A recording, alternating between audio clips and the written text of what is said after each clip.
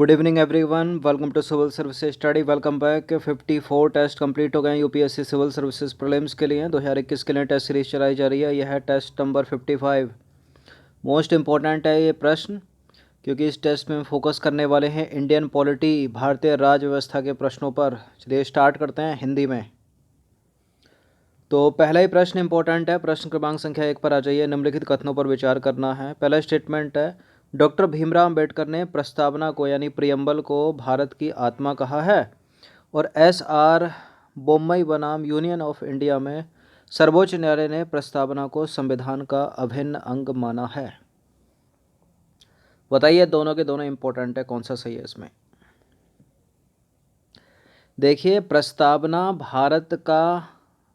भारत के संविधान की आत्मा तो है, लेकिन डॉक्टर भीमराव अंबेडकर ने नहीं कहा। ये डॉक्टर भीमराव अंबेडकर ने तो संवैधानिक उपचारों का अधिकार यानी अनुच्छेद 32 को संविधान की आत्मा कहा है।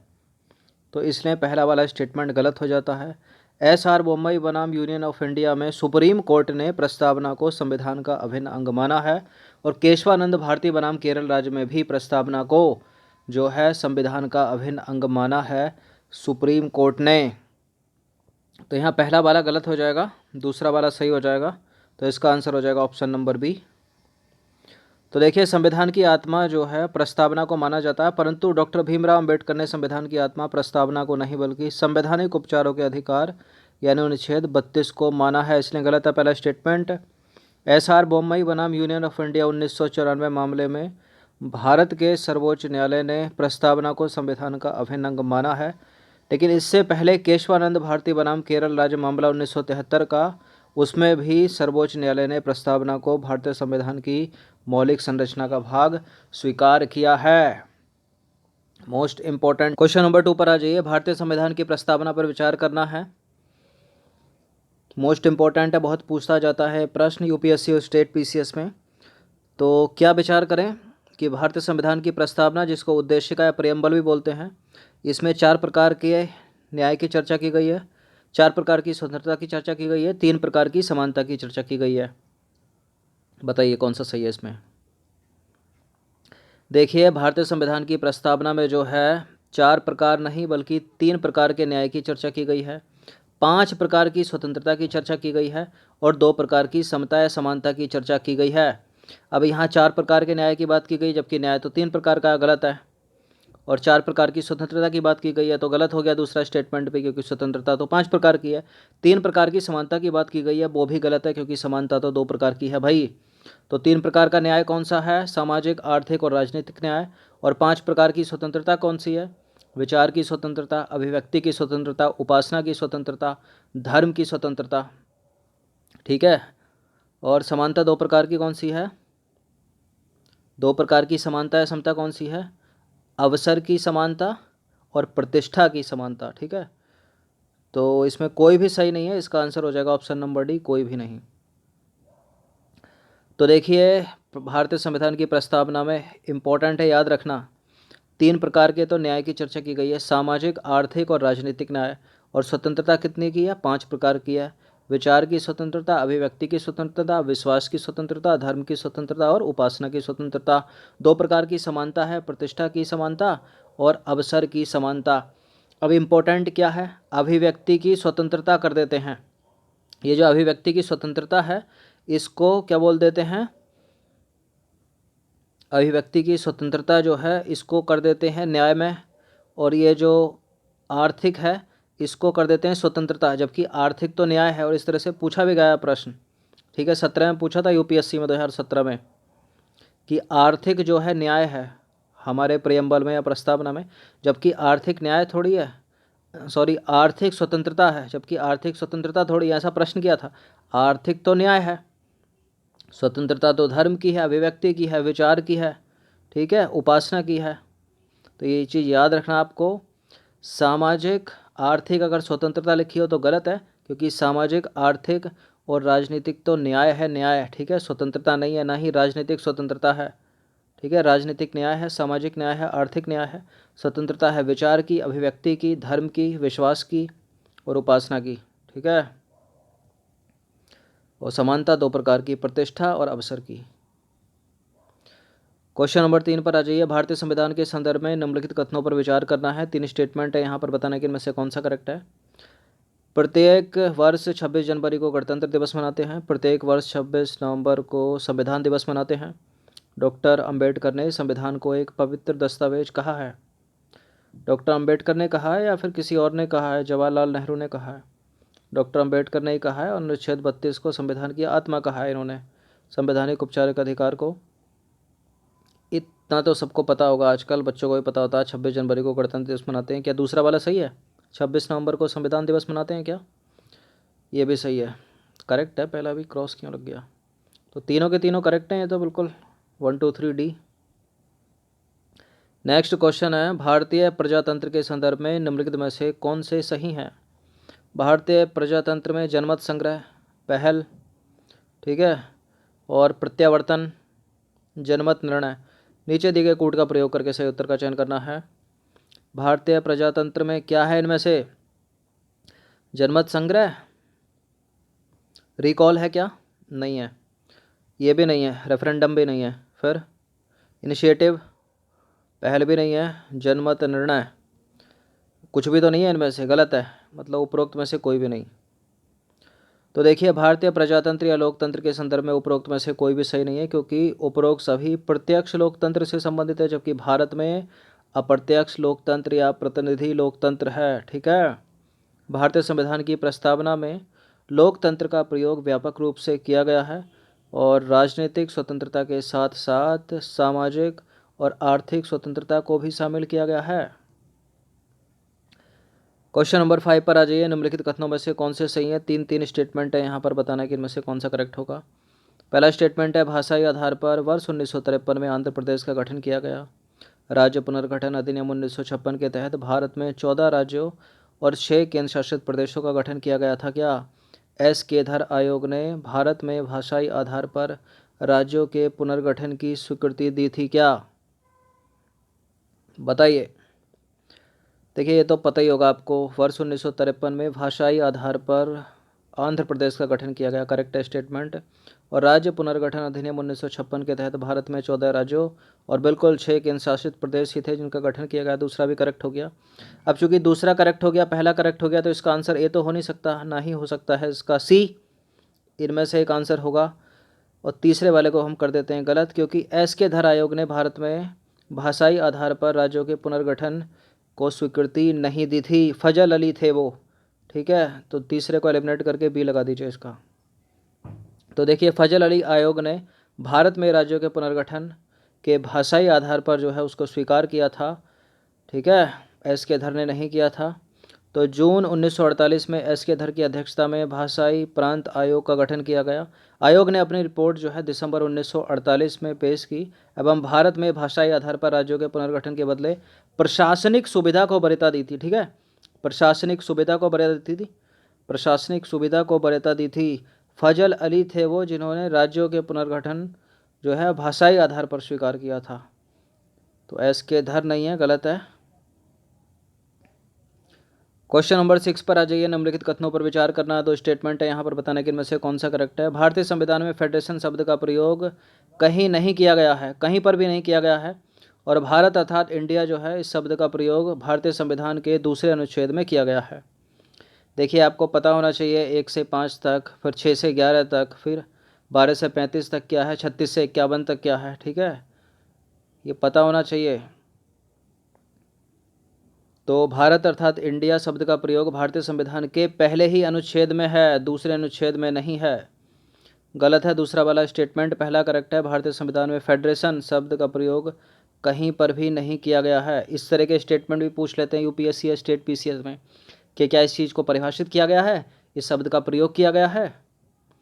तो गलत है पहला वाला, गलत है दूसरा वाला स्टेटमेंट। इसका आंसर हो जाएगा केवल 1। तो भारतीय संविधान में फेडरेशन यानी संघात्मक शब्द का प्रयोग कहीं पर नहीं किया गया है। भारतीय संविधान में यूनियन ऑफ स्टेट्स यानी राज्यों का संघ जो है शब्द का प्रयोग है। और हमारा संविधान जो है किसी समझौते का परिणाम नहीं है, जैसा कि अमेरिका का संविधान है। हमारे संविधान में किसी भी राज्य को अलग होने की स्वतंत्रता नहीं है। भारतीय संविधान के पहले भाग में संघ एवं उसका राज्य क्षेत्र है एवं पहले अनुच्छेद में ही भारत अर्थात इंडिया राज्यों का संघ है, ठीक है, ये कहा गया है। क्वेश्चन नंबर 7 पर आ जाइए। निम्नलिखित कथनों पर विचार करना है। एक बार फिर से दो स्टेटमेंट है, बताने कि इनमें से कौन सा करेक्ट है। पहला स्टेटमेंट है, नए राज्यों के निर्माण संबंधी विधेयक संसद में पेश करने से पहले राष्ट्रपति की सिफारिश आवश्यक है, और नए राज्यों के निर्माण संबंधी विधेयक संसद में बिना किसी राज्य की सहमति से पेश किए जा सकते हैं। वर्ड पे वर्ड पकड़िए, लाइन टू लाइन ध्यान दीजिए। नए राज्यों के निर्माण संबंधी विधेयक संसद में बिना किसी राज्य की सहमति से पेश किए जा सकते हैं, गलत है सरासर। जब तक वो राज्य नहीं करेगा पहल, तब तक कुछ नहीं होगा। पहला वाला करेक्ट है, बिल्कुल। नए राज्यों के निर्माण संबंधी विधेयक संसद में पेश करने से पूर्व राष्ट्रपति की स्वीकृति मतलब आवश्यक है, पूर्व सिफारिश, तो पहला वाला करेक्ट है, दूसरा गलत है।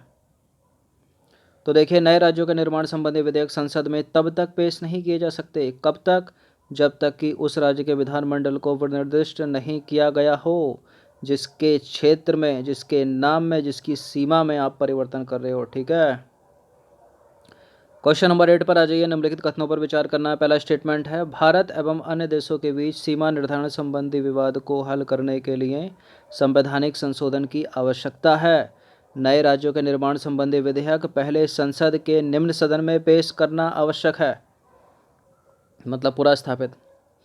देखिए, नए राज्यों का निर्माण करना है, राष्ट्रपति की पूर्व स्वीकृति लेनी पड़ेगी, और ऐसा नहीं है कि निम्न सदन में यानी लोकसभा में, ये कोई वित्त विधेयक नहीं है, ठीक है, कोई मनी बिल नहीं है कि आप जो है लोकसभा में लेकर आओगे, गलत है। किसी भी सदन में पूरा स्थापित किया जा सकता है। और पहला वाला भी गलत है, क्योंकि भारत एवं अन्य देशों के बीच सीमा निर्धारण संबंधी विवाद को हल करने के लिए संवैधानिक संशोधन की आवश्यकता नहीं है, नहीं है, नहीं है, ठीक है। अगर सीमा विवाद को निपटाना है तो। कुत्ते क्यों रो रहे हैं आज इतने? दोनों के दोनों गलत हैं। उपरोक्त में से कोई भी नहीं, इसका आंसर हो जाएगा ऑप्शन नंबर डी। तो उपरोक्त दोनों के दोनों असत्य हैं। भारत एवं अन्य देशों के बीच सीमा निर्धारण संबंधी विवाद को हल करने के लिए संवैधानिक संशोधन की आवश्यकता नहीं है। यह कार्य कार्यपालिका द्वारा किया जा सकता है, ठीक है। कब से? सर्वोच्च न्यायालय ने निर्णय दिया था 1969 में। और नए राज्यों के निर्माण संबंधी विधेयक संसद के किसी भी सदन में पेश करने से पहले पूर्व राष्ट्रपति की सिफारिश आवश्यक है, या पूरा स्थापित करने से पहले। किसी भी सदन में मतलब क्या है?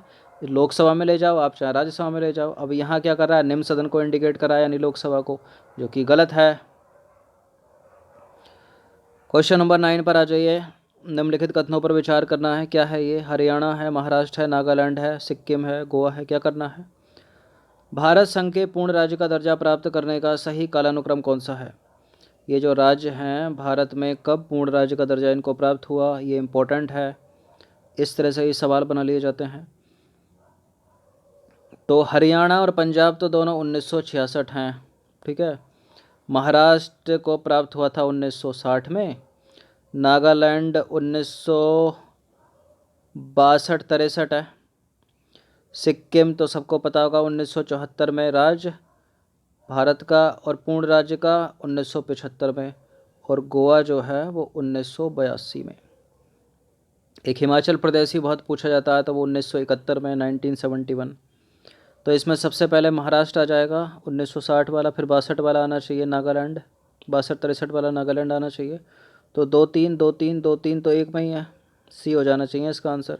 फिर पहला आना चाहिए हरियाणा 1966, ठीक है। उसके बाद चौथा आना चाहिए सिक्किम 1975, 74-75 सिक्किम में हो गया, फिर गोवा हो गया 1982 में। तो देखिए सही क्रम क्या होगा, 2 3 1 4 5। बात करें महाराष्ट्र की, तो वर्ष 1960 में बम्बई पुनर्गठन अधिनियम 1960 के तहत महाराष्ट्र एवं गुजरात राज्य का गठन किया गया। कब? वर्ष 1960 में, तो सबसे पहले यही आना चाहिए था। बात करें नागालैंड की, तो नागालैंड राज्य अधिनियम 1962 के तहत वर्ष 1963 में, यानी अगले ही साल को, नागालैंड को भारत का पूर्ण राज्य का दर्जा प्राप्त हुआ। हरियाणा की बात करें तो वर्ष 1966 में पंजाब राज्य से हरियाणा राज्य का पुनर्गठन किया गया, ठीक है। हिमाचल प्रदेश की बात करें तो वर्ष 1971 में हिमाचल प्रदेश को पूर्ण राज्य का दर्जा मिला। बहुत पूछते हैं। मणिपुर, त्रिपुरा और मेघालय को वर्ष 1972 में पूर्ण राज्य का दर्जा मिला, ठीक है। टीएमएम बना रखा है मैंने इसको, टीएमएम, त्रिपुरा, मिजोरम, मणिपुर, सॉरी, त्रिपुरा, मेघालय, मणिपुर। ठीक है। और बात करें सिक्किम की तो 35वां संविधान संशोधन अधिनियम 1974 के द्वारा इसे संबद्ध राज्य का दर्जा दिया गया था और 36वां संविधान संशोधन अधिनियम के द्वारा 1975 के तहत इसे पूर्ण राज्य का दर्जा दिया गया था। इसे किसे? सिक्किम को। अब मिजोरम, अरुणाचल प्रदेश और गोवा ये तीनों एक साथ हैं। 1987 में जो है इन्हें राज्य का दर्जा मिला था। तो गोवा क्या है? 82 बोला था क्या अभी? अगर 82 बोला हो तो क्षमा करें, क्योंकि 1987 है गोवा। ठीक है। और गोवा के साथ कौन कौन है? अरुणाचल भी है और मिज़ोरम भी है। तो यहाँ के जो टीएमएम था, ये वाला टीएमएम 1972 का, मेघमनी टी, दूसरा टी त्रिपुरा। तो यहाँ के टी से आप ये मिज़ोरम मत कर लेना, क्योंकि मिज़ोरम, अरुणाचल और गोवा ये 1987 है। ठीक है। इसको कुछ ट्रिक ट्रुक बना के अलग कर लो, याद कर लो। क्वेश्चन नंबर 9, 10 पर आ जाइए। 9 था क्या? 10 पर आ जाइए। अंतिम प्रश्न है, निम्नलिखित कथनों पर विचार करना है, 3 स्टेटमेंट के साथ बताना है कि कौन सा सही है। दादर एवं नगर हवेली में फ्रांसीसियों का शासन था। पुदुचेरी पुर्तगाल के अधीन था और पुदुचेरी 3 राज्यों में अवस्थित है। 3 राज्यों में अवस्थित है क्या पुदुचेरी? आंध्र प्रदेश, तमिलनाडु और केरल। इन्हीं 3 राज्यों में है क्या? देखिए 3 राज्यों में तो है, सही है वाला ही बात। पुर्तगाली तो फ्रांस के अधीन था ना, सॉरी पुदुचेरी तो फ्रांस के अधीन था ना, पुर्तगाल के थोड़ी था, गलत है। दादर नगर हवेली पुर्तगालियों के अधीन था, फ्रांसीसियों के थोड़ी। और ऊपर 1-2 का इंटरचेंज करोगे तो सही होगा, वरना गलत है दोनों के दोनों। तीसरा सही है, यहाँ पर केवल 3 दे रखा है, सी हो जाएगा इसका आंसर। तो देखिए दादर एवं नगर हवेली 1954 तक पुर्तगाल के अधीन था, ना कि फ्रांसीसियों के। ठीक है। तो यहाँ क्या लिखा? दादर नगर हवेली फ्रांसीसियों के अधीन लिखा, जबकि दादर एवं नगर हवेली 1954 तक पुर्तगाल के अधीन था। तो हटा कैसे? 10वें संविधान संशोधन अधिनियम 1961 द्वारा इसे संघ शासित क्षेत्र में परिवर्तित कर दिया गया। जो पुदुचेरी है वो 1954 तक फ्रांस के अधीन था, ना कि पुर्तगाल के। ठीक है। 1954 में फ्रांस ने इसे भारत को सौंप दिया और 14वें संविधान संशोधन अधिनियम द्वारा भारत ने इसे केंद्र शासित प्रदेश घोषित कर दिया गया। संघ शासित प्रदेश या केंद्र शासित प्रदेश पुदुचेरी जो है वो 3 राज्यों में अवस्थित है। वो 3 राज्य कौन से हैं? सबसे ऊपर आंध्र प्रदेश, थोड़ा नीचे आओगे तो तमिलनाडु और यहाँ है केरल। अब केरल में जो पार्ट है वो माहे है, आंध्र प्रदेश में यनम है और तमिलनाडु में कराईकल और पुदुचेरी। ये कई बार प्रैक्टिस कराई होगी मैंने, प्रश्न में बताया होगा ये। ठीक है। 3 तो पता है, लेकिन 3 में अगर ये पूछ लिया जाए कहाँ कहाँ है, तो केरल में माहे, आंध्र प्रदेश का यनम और तमिलनाडु का कराईकल और पुदुचेरी टुकड़ों में फैला है। 3 राज्यों में हो गया। तो 10 प्रश्न थे इम्पोर्टेंट, अच्छे से इनकी प्रैक्टिस कर दीजिएगा।